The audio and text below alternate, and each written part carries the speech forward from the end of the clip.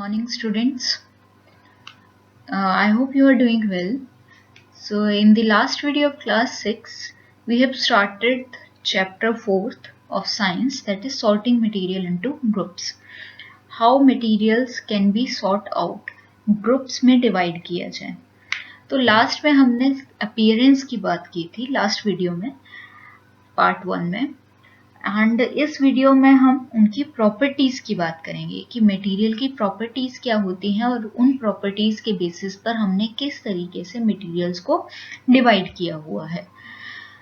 अगर आपने last video नहीं देखी है तो सबसे पहले आप लास्ट वीडियो देखें और आप चैनल को सब्सक्राइब एंड वीडियो को लाइक कर सकते हैं ताकि अगर कोई भी नया अपडेट आता है तो आपको ईजिली अवेलेबल हो जाए. सो स्टार्ट करते हैं हम सबसे पहले टॉपिक से.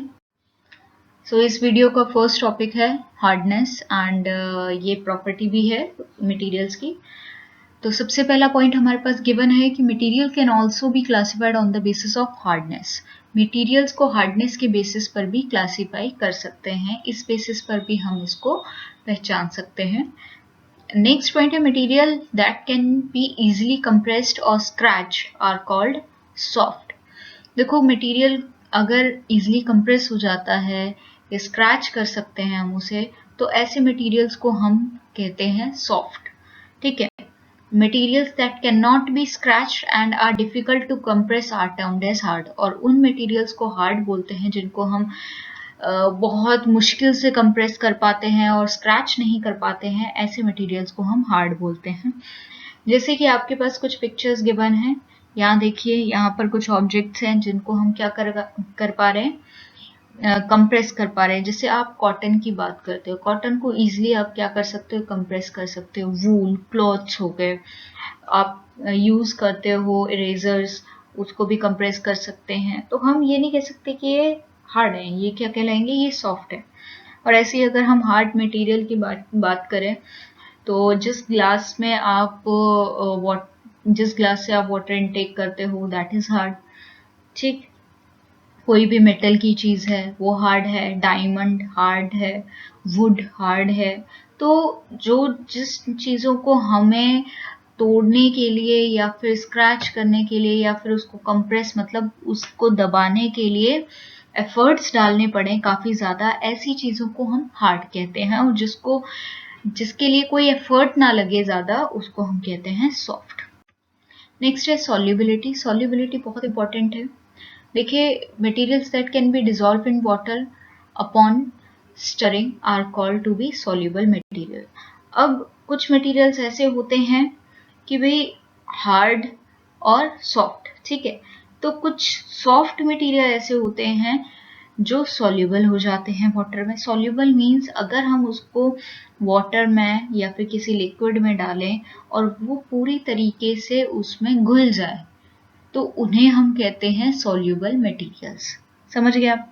और इनसॉल्युबल मटेरियल्स वो होते हैं अगर हम उनको डालें किसी भी लिक्विड में और वो घुले नहीं, वो वैसे के वैसे ही रह जाए, और हम क्या कर सकते हैं, उनको अलग भी कर सकते हैं, तो ऐसे मटेरियल्स को हम कहते हैं इनसॉल्युबल मटेरियल्स. एक बार डेफिनेशन देख लेते हैं. जैसे हमने पहले सॉल्युबल की डेफिनेशन देखी, materials that can B dissolve in water upon stirring are said to be soluble. उनको हम क्या कहते हैं, soluble materials कहते हैं. जैसे एग्जाम्पल बहुत अच्छा है, जाना माना एग्जाम्पल आप घरों में भी यूज करते हो.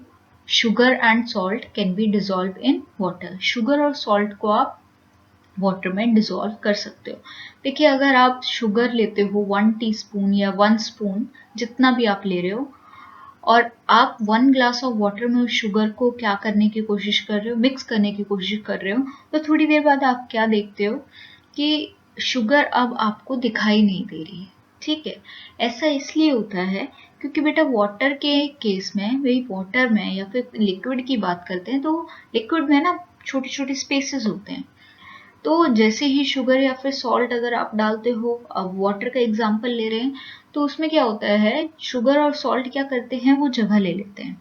उस शुगर और सॉल्ट के पार्टिकल्स भी काफी छोटे होते हैं. भाई देखने में आपको ऐसा लगता है, लेकिन जैसे ही आप पानी में डालते हो, वाटर में डालते हो, तो वो फर्दर डिवाइड हो जाते हैं. ठीक है. और फिर वो स्पेस घेर लेते हैं वाटर में, है ना।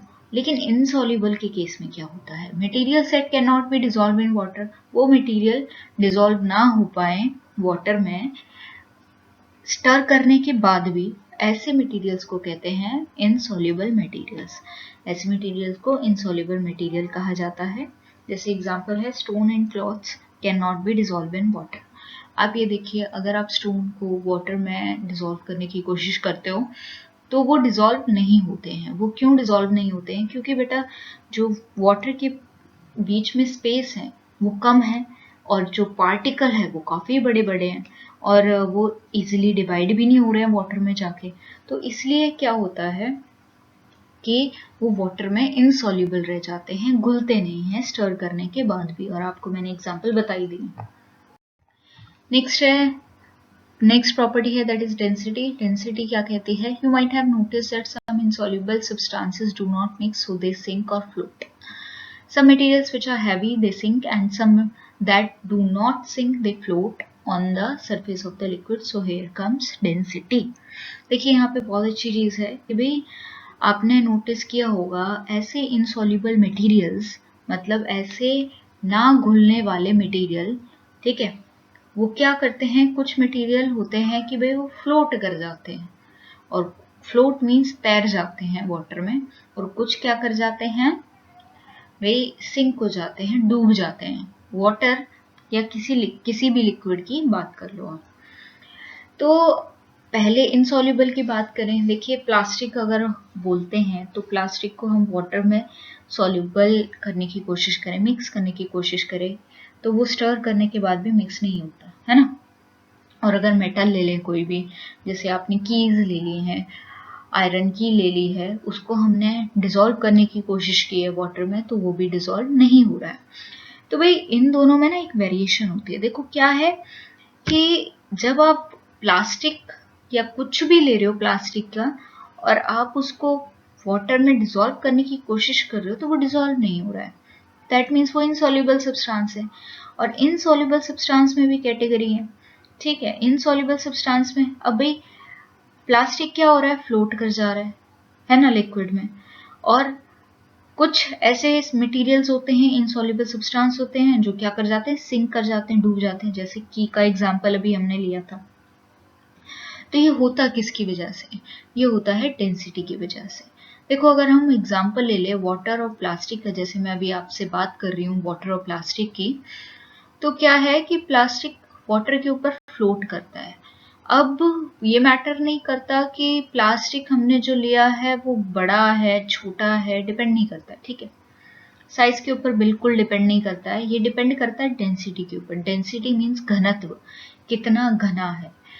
देखो वाटर से अगर कम डेंसिटी है तो क्या हो जाएगा, वो चीजें फ्लोट कर जाएंगी, और अगर वाटर से ज्यादा डेंसिटी है तो नीचे सिंक कर जाएंगी, ठीक है, वाटर में सिंक कर जाएंगी, डूब जाएंगी। क्या होता है कि जो प्लास्टिक है, प्लास्टिक के बीच में ना स्पेस होते हैं, ठीक है, जैसे वाटर में भी स्पेस होते हैं ना, ऐसे ही प्लास्टिक में भी एयर स्पेसेस होते हैं जो क्या करते हैं, उस प्लास्टिक को लाइट बना देते हैं, मीन्स काफी हल्का बना देते हैं। तो हल्की चीजें हम ऐसे कह सकते हैं कि वो फ्लोट कर जाती हैं, और जो भारी चीजें हैं वो क्या कर जाती हैं, सिंक कर जाती हैं। इसे हम कहते हैं डेंसिटी। देखिए फ्लोटिंग एंड सिंक, आपने बलून लिया है, वाटर बॉटल ली है, तो आप चेक करना चाह रहे हो कि भाई कौन सी चीजें फ्लोट कर जाएंगी और कौन सी सिंक कर जाएंगी। तो ये एग्जांपल्स हैं, पिक्चर है। आगे देखिए हमारे पास जो नेक्स्ट प्रॉपर्टी है दैट इज ट्रांसपेरेंसी। ट्रांसपेरेंसी बहुत इंपॉर्टेंट टॉपिक है। ट्रांसपेरेंसी मीन्स, एग्जाम्पल हम बात कर लेते हैं ग्लास एंड क्लियर वाटर। क्या होता है, कुछ मटेरियल्स जिनके आर पार हम देख पाते हैं उनको हम कहते हैं ट्रांसपेरेंट, यहीं से आया है ट्रांसपेरेंसी वर्ड। देखिए पहला जो हमारे पास पॉइंट है, object and material through which things can be seen but only partially are called translucent object. क्या होता है ट्रांसलूसेंट ऑब्जेक्ट, जिनके आर पार हम प्रॉपरली नहीं देख पाए, देख तो सकते हैं लेकिन इतने अच्छे से नहीं, धुंधला दिखे हमें, ठीक है, क्लाउडी दिखे, तो ऐसे ऑब्जेक्ट्स को हम कहते हैं ट्रांसलूसेंट। और अगर मैं एग्जाम्पल की बात करूं तो एग्जाम्पल आप ले सकते हैं कि भाई फॉग में क्या होता है कि आप एक जगह से दूसरी जगह तक पूरी तरीके से नहीं देख पाते हो। आपने ग्लास ऑफ वाटर कहाँ रख दिया है, रेफ्रिजरेटर में रख दिया है, और उसके ऊपर एक लेयर सी आ जाती है, तो उसमें भी क्या होता है कि भाई आप आर पार नहीं देख पाते हो, क्लाउडी सी लेयर आ जाती है। नहीं, ऑब्जेक्ट्स और material through objects which we can see are said to be transparent. अब ट्रांसपेरेंट ऑब्जेक्ट्स क्या होते हैं कि भाई वो मटेरियल या वो ऑब्जेक्ट जिनके आर पार हम पूरे तरीके से देख पाते हैं। इसका एग्जाम्पल है ग्लास, है ना, कांच का आप ग्लास ले लो, आप आर पार देख पा रहे हो। क्लियर वाटर ले लो, आप आर पार देख पा रहे हो। देखो, क्लियर वाटर की बात करें, जैसे रिवर्स में होता है, रिवर्स में काफी क्लियर वाटर होता है, तो उसमें आप क्या देख पाते हो, आप नीचे देख पाते हो कि स्टोन्स हैं, फिशेस तैर रही हैं कि नहीं, काफी सारी चीजें आप देख पाते हो, क्या क्या चीजें हैं। तो क्लियर वाटर ये चीज है। अब थर्ड हमारे पास पॉइंट आता है, object through which we can not see are known as opaque objects. अब उन ऑब्जेक्ट्स को क्या कहते हैं जिनके आर पार हम बिल्कुल नहीं देख पाते हैं, ठीक है, उन ऑब्जेक्ट्स को कहते हैं ओपेक ऑब्जेक्ट। जैसे आप नोटबुक ले लो, नोटबुक को आप अपने आईज के सामने रखो, तो क्या आप नोटबुक के पीछे देख पाओगे? नहीं देख पाओगे, क्योंकि वो क्या है, बिल्कुल ओपेक ऑब्जेक्ट है, उसके आर पार हम देख ही नहीं सकते। जैसे एग्जाम्पल यहाँ गिवन है, metal, wood and cardboard are some example of opaque material as you cannot see through them। अब जैसे डोर बंद कर देते हो तो आपको और कोई पर्सन उस डोर के दूसरी साइड खड़ा है, तो क्या आप उसको देख पा रहे हो? डोर बंद करके भी नहीं देख पाते हो। वॉल्स हैं, वॉल के आर पार आप देख पाते हो? नहीं देख पाते हो। तो these objects are known as opaque object. ये देखिए यहाँ पर बहुत अच्छा आपको पिक्चराइज करके दिखा रखा है। ट्रांसपेरेंट, पूरी की पूरी लाइट क्या जा रही है, टॉर्च की आर पार चली जा रही है, ठीक है। नेक्स्ट है ट्रांसलूसेंट, ज्यादा नहीं जा रही है, आधी लाइट जा पा रही है। और ओपेक, ओपेक पूरी लाइट को ही ब्लॉक कर देता है। ये है चीजें, परफेक्ट डेफिनेशन हम कह सकते हैं। एंड ये देखो, ट्रांसपेरेंट और ट्रांसलूसेंट एंड ओपेक ऑब्जेक्ट के एग्जाम्पल दिए हुए हैं आपको। तो यहाँ पर एग्जाम्पल्स हैं स्पेक्स, ठीक, स्पेक्टिकल्स हो गए, फिर मैग्नीफाइंग ग्लास हो गया, ये बहुत ग्लास हो गया, ये सारी चीजें हैं किसके एग्जाम्पल, ट्रांसपेरेंट मटेरियल्स के एग्जाम्पल। यहाँ ट्रांसलूसेंट के एग्जाम्पल दिए हुए हैं, फिर ओपेक के एग्जाम्पल दे रखे हैं। तो मैं उम्मीद करती हूँ ये चैप्टर आपको बहुत अच्छे से समझ आया होगा। एंड ये जो चैप्टर है काफी इम्पोर्टेंट है, ये बेसिक कह सकते हैं हम, ठीक है, साइंस का, कि आपको अगर ऑब्जेक्ट्स के बारे में जानना है तो ये बेसिक है, आपको ये सब चीजें पता होनी चाहिए। कुछ ऐसी टर्म्स हैं आपको लर्न करनी जरूरी है, जैसे transparent material, translucent, opaque, hardness, soft and hard क्या होता है, ठीक है। और भी बहुत सारे हैं जो हाईलाइटेड दिए हुए हैं, वो आपको लर्न करने की जरूरत है, क्योंकि बेसिक है, ये आपको पता होना चाहिए। तो तब तक के लिए आप अपना ध्यान रखें। इस वीडियो में बस इतना ही, ये चैप्टर हो चुका है कंप्लीट। एंड तब तक के लिए ध्यान रखें, गुड बाय।